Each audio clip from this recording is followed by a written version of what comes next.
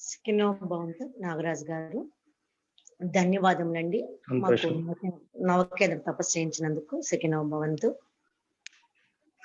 సంతోషం ఈరోజు మేడం. సికినో భవంతు. ఈరోజు మనకి నాగరాజు గారు జీవన సామరస్యము, వేదాద్రియము అనే సబ్జెక్ట్ తెలియజేస్తారు. ముందుగా నాగరాజు గారి గురించి పరిచయము. నాగరాజు గారు చీరాల వాస్తవ్యులు. వారు ఆచార్య నాగార్జున యూనివర్సిటీలో పీజీ డిప్లొమా పూర్తి చేశారు. తర్వాత మాస్టర్ కోర్స్ కూడా పూర్తి చేసుకుని అసిస్టెంట్ ప్రొఫెసర్ ట్రైనీగా కూడా సేవలు అందిస్తున్నారు.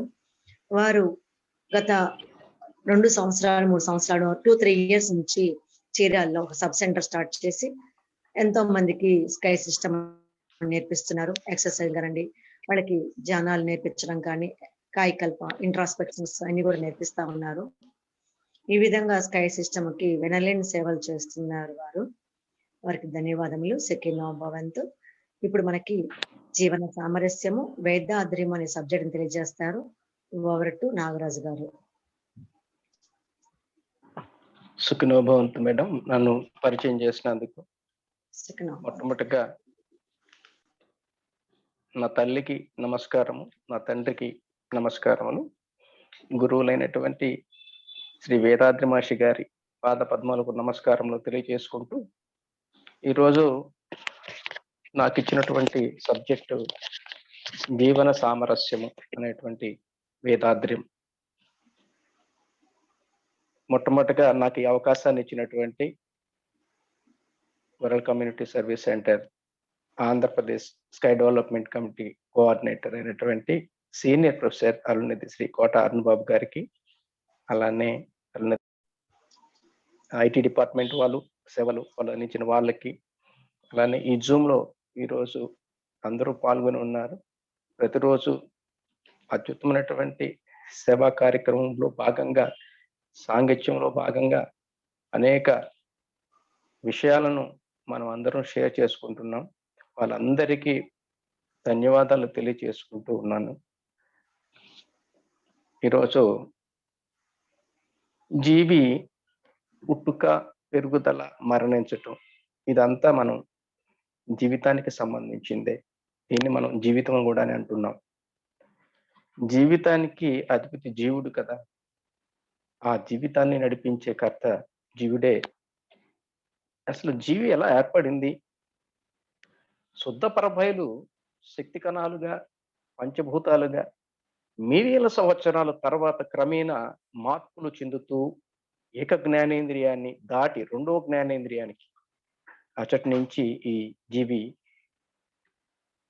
6 జ్ఞానేంద్రియాలు కలిగినటువంటి మానవుడిగా అవతరించడం జరిగింది. ఈ క్రమంలో అనేక మార్పులు చెందుతూ భౌతిక దేహం పట్ల ఆకారంలో మార్పు తెచ్చుకుంటూ అనేక ఇతర లక్షణాలను కలిగి, మరి 6 ఇంద్రియాలను, ముందున్నటువంటి 5 ఇంద్రియాల మృగ లక్షణాలను దాటి 6 ఇంద్రియం కలిగినటువంటి మానవుడిగా తెలివి అనేటువంటి మేధా శక్తి అనే ఇంద్రియాన్ని కలిగినటువంటి మనసు ద్వారా మానవుడిగా మార్పు చెందిన విషయం వేదాల్లో చెప్పబడింది. పెద్ద పెద్ద మహామానులు వారు చెప్పబడినట్టుగా అందరికీ తెలిసిందే. అయితే ఈనాటి మానవ జీవితానికి అది అర్థమయ్యేటువంటి రీతిలో ఉందా అంటే అది చాలా కష్టమే. ఎవరికి దాన్ని తీసుకునే అవకాశం లేకుండా పోయింది. దానికి కారణం ఈనాటి మానవ జీవితం యొక్క గమనమే.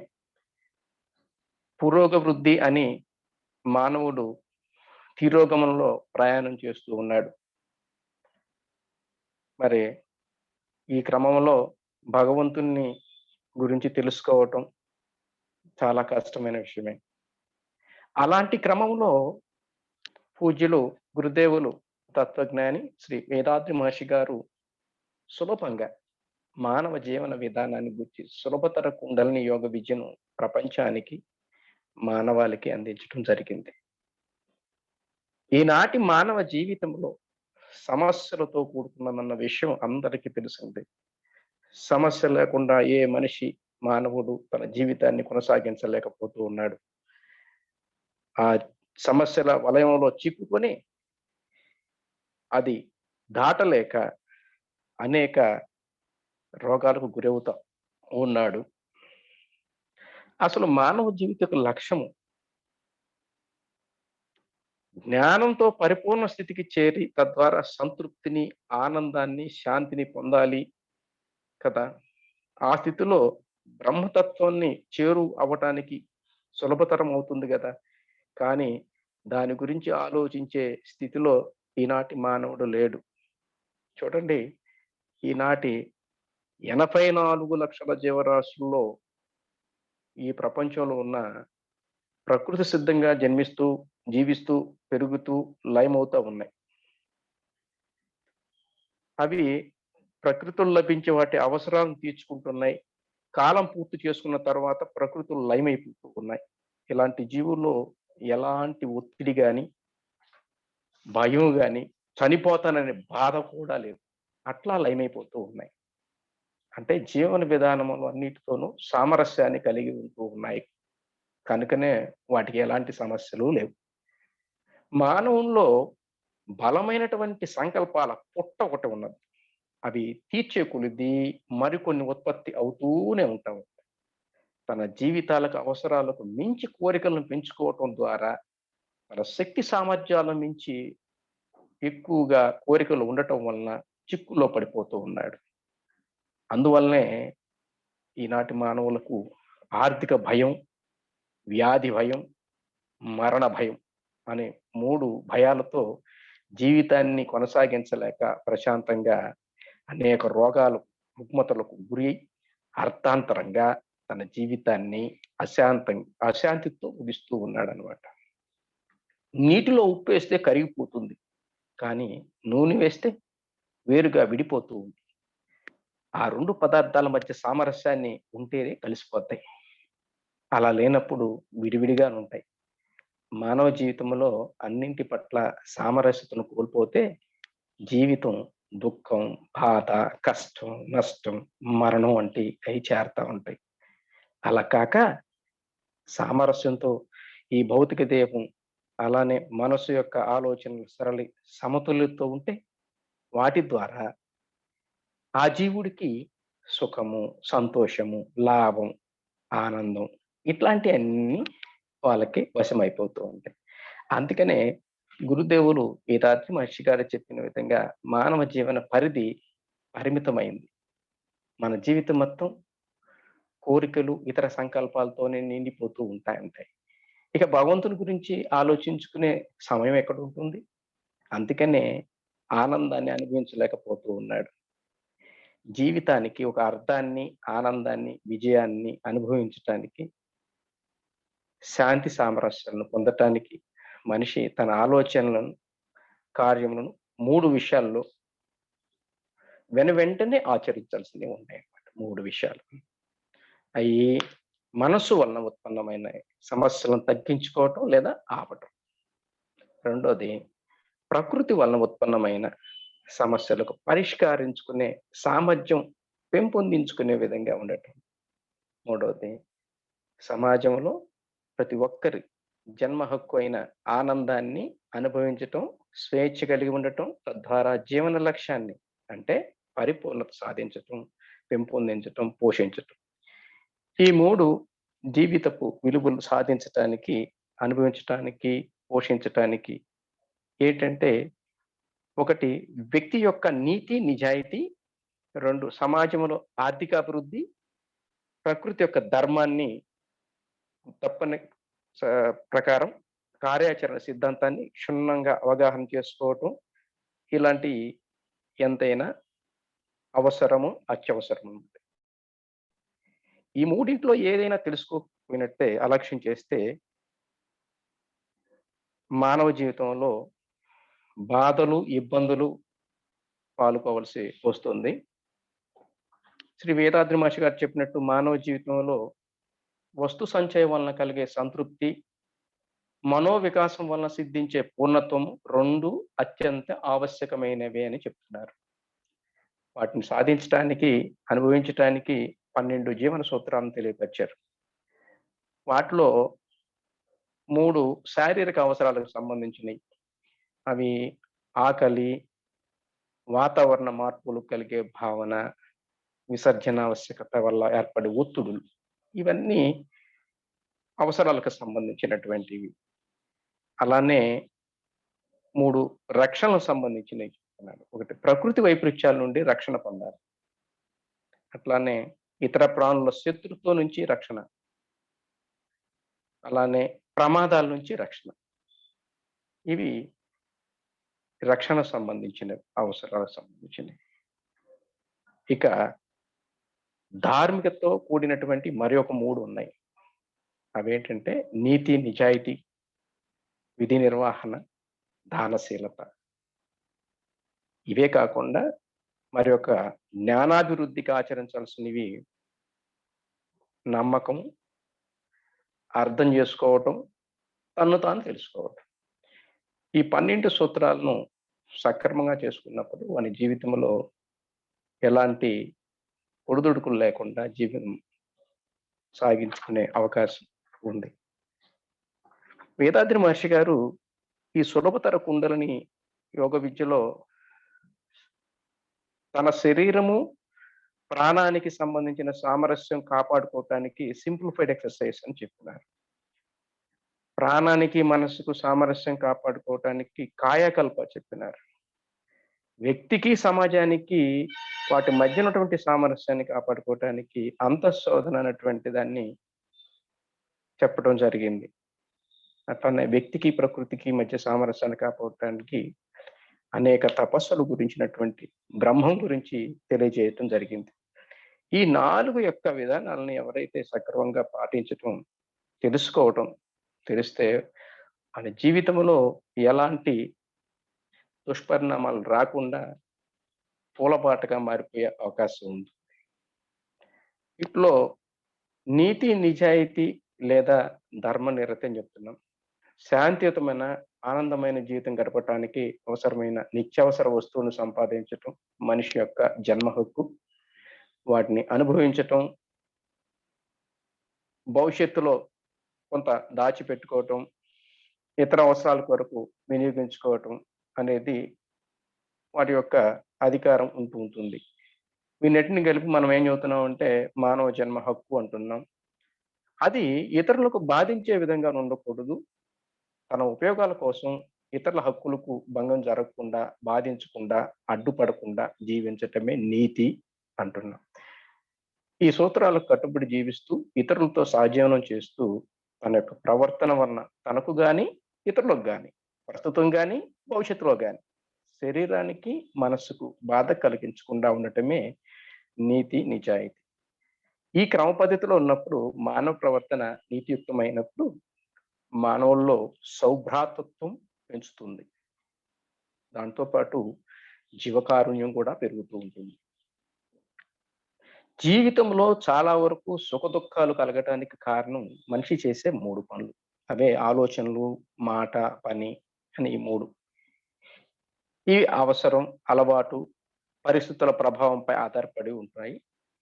వీటిని పరిసరాలకు అనుగుణంగా సరిదిద్దుకోగల జీవితాన్ని సమతుల్యం చేసుకోవటమే నీతి అని చెప్తున్నాం.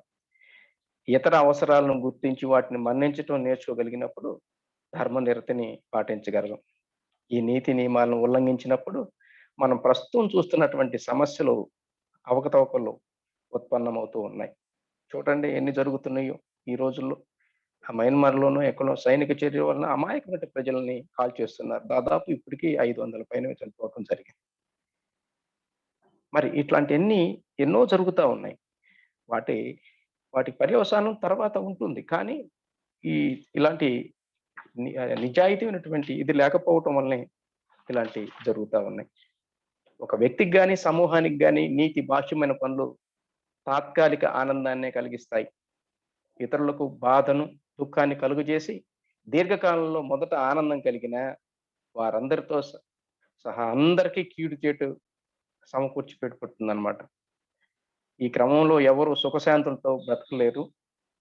శత్రుత్వం, పగ, మానసిక, శారీరక హింస ప్రవృత్తి, అవసరాలను దుర్వినియోగపరచటం, ఇక అక్కడి నుంచి యుద్ధం వరకు దారితీస్తూ ఉంటాయి. వారందరూ నీతి మాలిన పనులు చేస్తూ ఆనందంగా లేరా అని అనుకుంటే అది పొరపాటే.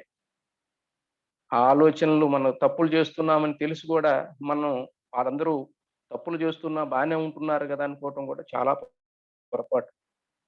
దాని పర్యవసానం తప్పనిసరిగా పడవలసొస్తుంది. ఈ నీతి బాహ్యమైన పనులు సమాజం ఒక పరిధి వరకు మాత్రమే సహించదు. అవి హద్దు మీరి శాంతి భద్రతలకు విఘ్నం కలిగినప్పుడు అదే సమాజం ఈ సంఘ విద్రోహులపై కఠినమైన చర్య తీసుకొని శిక్షించి శాంతి భద్రతను పరిరక్షిస్తుంది. ఈ మధ్యలోనే ఒంగోలులో ఒక చిన్న ఇన్సిడెంట్ కూడా జరిగింది. మీ అందరికీ తెలుసు. ఎస్పీ ఆఫీస్‌లో ఆయన కౌశల్ గారు, సిద్ధార్థ కౌశల్ గారు ఎస్పీగా ఉన్నప్పుడు, ఆయన కొత్తగా జాయిన్ అయినప్పుడు ఆ పోలీస్ స్టేషన్‌లో చిన్న ఎట్లా పరిగణ చేస్తున్నారని ఒక ఆఫీసర్‌ని పంపించినప్పుడు మొబైల్ పోయిందని చెప్పంటే, దాన్ని వాళ్ళు తేలికగా తీసుకొని ఎప్పుడు జరిగే తంతులాగా చేశారు. అది గ్రహించిన తర్వాత దాని ప్రవర్తన వలన పూర్తిగా వాళ్ళందరి ముగ్గురిని సస్పెండ్ చేయటం జరిగింది. ఇట్లాంటి ఇన్సిడెంట్స్ ఎన్నో చెప్పుకోవచ్చు. అయితే కాబట్టి నీతి బాహ్యమైనటువంటి పనులెప్పుడు బాధను, దుఃఖాన్ని మాత్రమే కలిగిస్తాయి.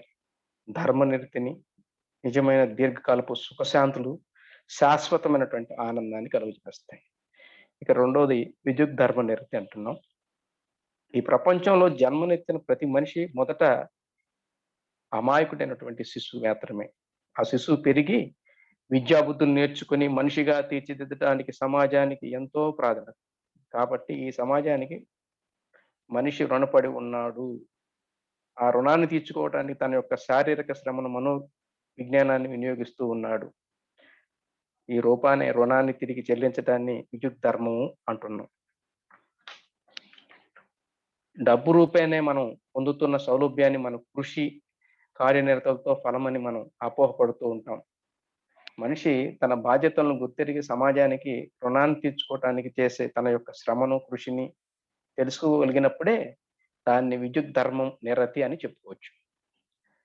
సమాజపు కృషి, శ్రమల యొక్క ఫలితమే జీవిత అవసరాలకు వస్తు సదుపాయాలు మనిషి పుట్టి మరణించేంత వరకు అనుభవించే ప్రతి వస్తువు సమాజపు సామూహిక కృషి ఫలాలే.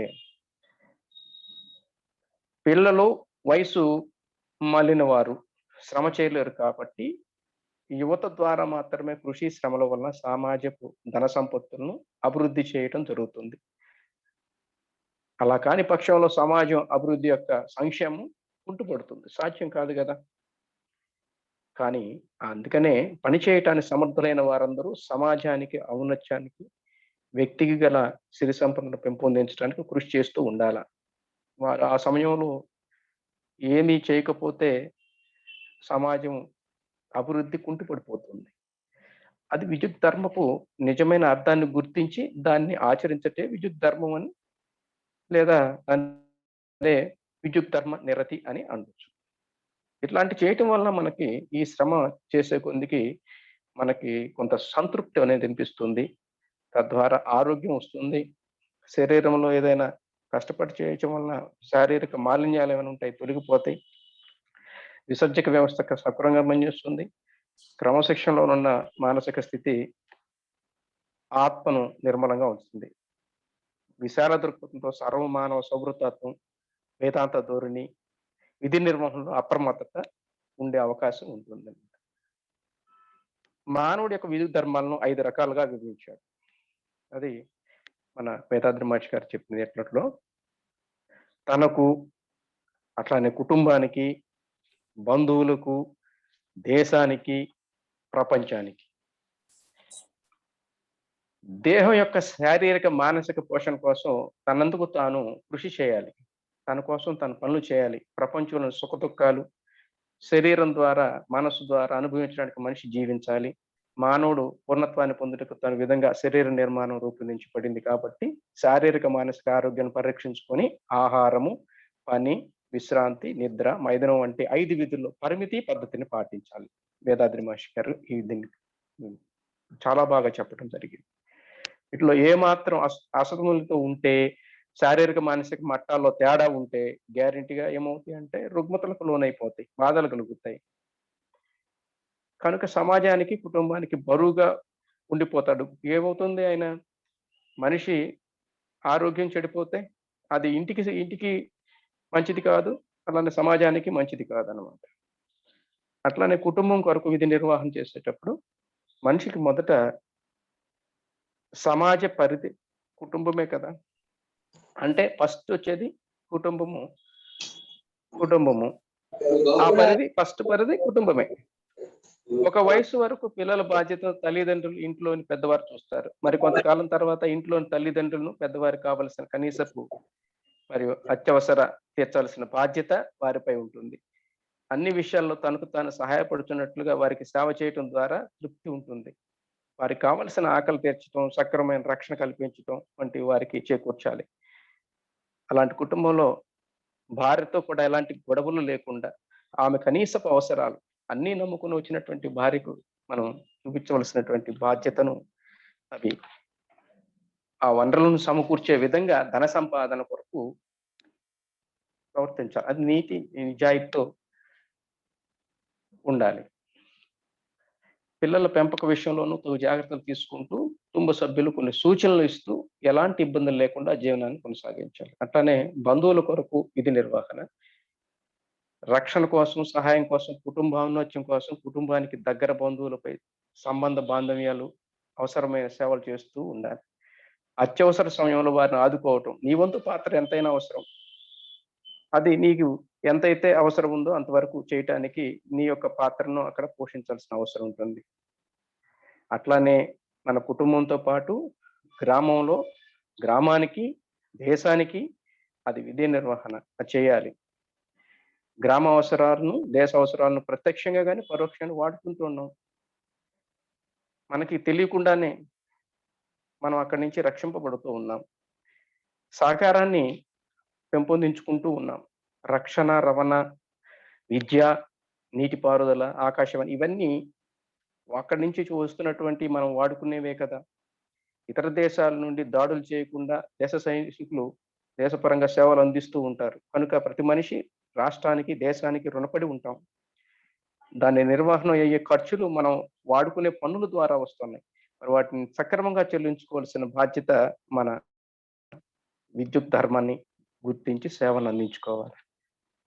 ప్రపంచానికి నిర్వర్తించవలసిన విధి. మన దైనందిన జీవితంలో ప్రతి ఒక్కటి ప్రపంచంపై ఆధారపడి ఉంటాం. అన్ని జీవులకు ఆశ్రయం ఇచ్చినదే ఈ ప్రపంచం.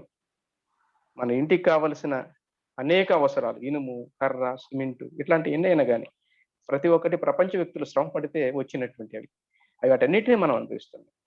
ఒక పిడికిడ అన్నము దొరకటానికి దాని వెనక అది తయారవటానికి దాని వెనక ఉన్నటువంటి శ్రమ ఎంతో ఉన్నదో ఆలోచిస్తే తెలుస్తుంది. భగవంతుడు ఈ ప్రపంచంలో ప్రకృతి అనే వనరులను సృష్టించాడు. మనం ప్రపంచానికి ఏమి ఇచ్చాము అని ఆలోచిస్తూ ఉంటే మనకి అది శూన్యం కనపడుతుంది. ప్రకృతి వనరులను అక్రమంగా అతిగా వాడటం శాపం అవుతుంది. అది మానవుని యొక్క మనుగడకే కష్టమవుతూ ఉంటుంది. ఒక సాధారణ ప్రపంచానికి ఏం చేయగలడు అని అనుకుంటే పొరపాటే. అతను చేయగలిగితే అతను సమాజాన్ని పట్ల వ్యాసాలు రాయటం, ఉపన్యాసాలు ఇవ్వటం, ప్రపంచ జనాలతో చైతన్యపరిచే విధంగా మాట్లాడి వాళ్ళని సర్వమానవ కళ్యాణానికి ఏం చేయాలో అది చేయటానికి అవకాశం ఉంటుందన్నమాట. ఇక మూడవది దైవ నిరతి. ఈ విశ్వంలో ప్రతిదీ నిరంతరం నీబద్ధంగా కదులుతూ స్వయం శక్తి, గొలుసుకట్టు శక్తి, వ్యతిరేక శక్తి మరియు ప్రతిస్పందన శక్తి ద్వారా ఒకదానికొకటి సంబంధాన్ని కలిగి ఉంటాయి. ఈ ప్రక్రియలన్నీ కదలికలు వాటి ఫలితాన్ని 4 చర్యలుగా విభజించారు. అవే అయస్కాంత చర్య, విద్యుత్ చర్య, రసాయన చర్య, జ్ఞాన చర్య. ఈ మూడుటు వ్యతిరేక శక్తి. అట్లానే ఈ మూడిటికి సంబంధించిందే జ్ఞాన చర్య అంటున్నాము. ఇవి వాటి యొక్క చర్యల వలన పుట్టేటువంటి బాధ లేదా ఆనందమే ఈ 4వ దానికి సంబంధించింది. పిల్లల పెంపక విషయంలోనూ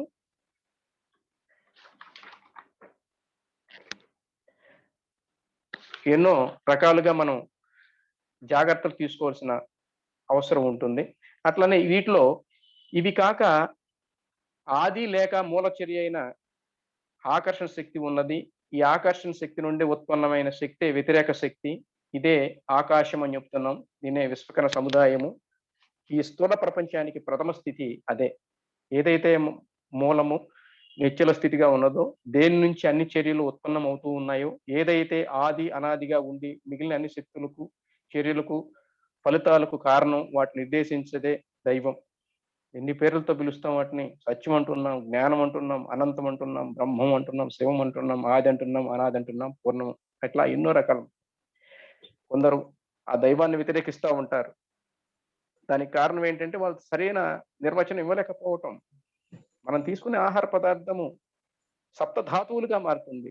రస, రక్త, మాంస, అస్థి, మధ్య, మేధ, శుక్లాల్లో మారిపోతుంది. మరి వీటన్నిటికీ ఏ శక్తి కారణమవుతుంది?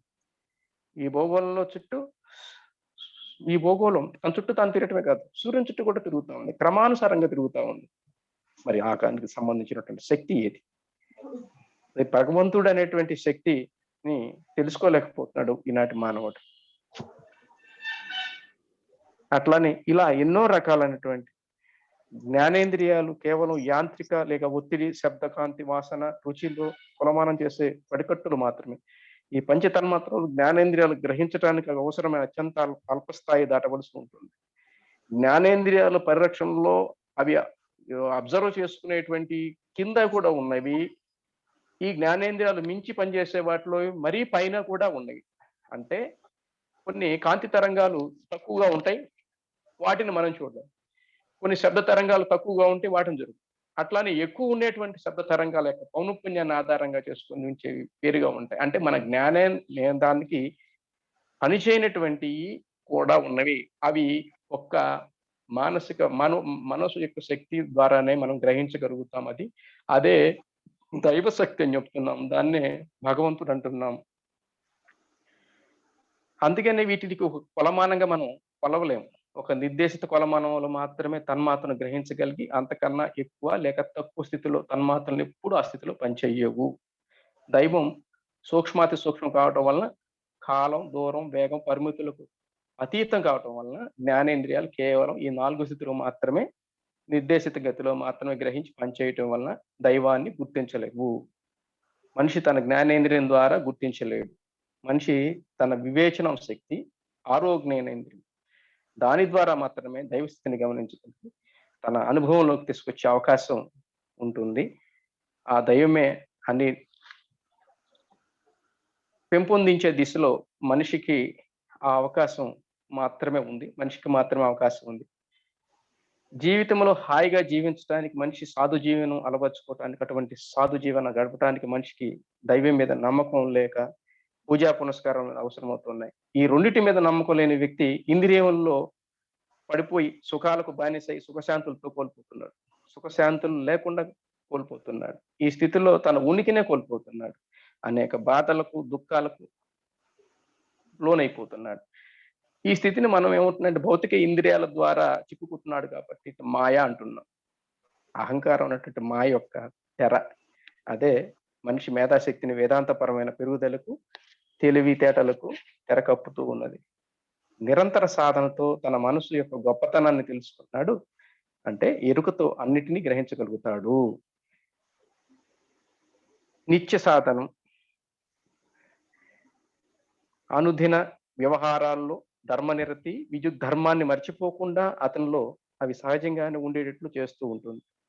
ఆనందంగా, శాంతియుతంగా జీవించడానికి ఆ దైవం మానవ జాతికి ఇచ్చిన మహోన్నతమైనటువంటి వరం. దాన్ని మనం సద్వినియోగం చేసుకుందాం. సుఖినో భవంతు. సుఖినో భవంతు. నాగరాజు గారు ధన్యవాదములు సార్. ఇప్పుడు అందరూ తుర్యంలో ఉండండి. నాగరాజు